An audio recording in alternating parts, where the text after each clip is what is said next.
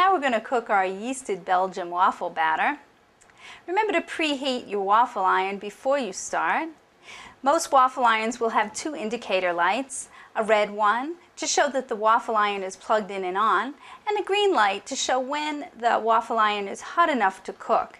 The green light also will show you when to remove your waffle from the waffle iron. Now let me show you, we had our yeasted batter in the refrigerator overnight, and this is what it should look like. Very full and full of air. And we're going to stir that down. You see it is a little bit glutinous looking, but that's exactly what it should look like. So we'll stir that down and we'll get the air out of it, and it will rise again when we cook it.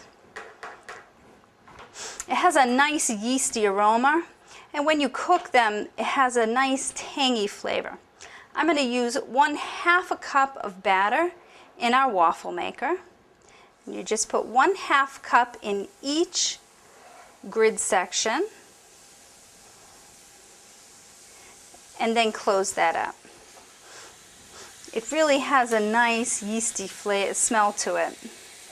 Sweet and yeasty at the same time. And we'll just wait for that green light to go before we take our waffle out. You want to avoid opening the waffle iron before the green light because you'll ruin your waffle. It'll split it in half.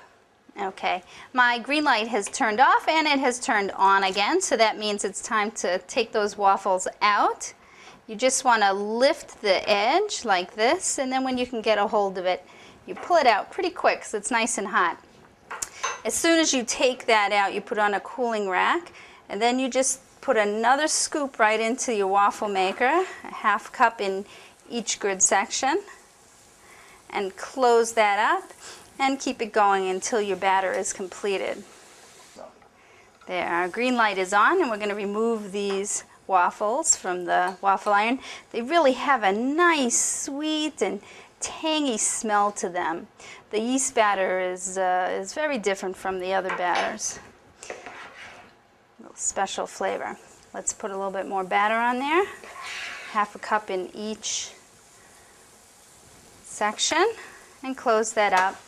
Oops, the green light doesn't go off right away, but it'll go off, and then when it comes back on, that's when you remove it from the waffle iron.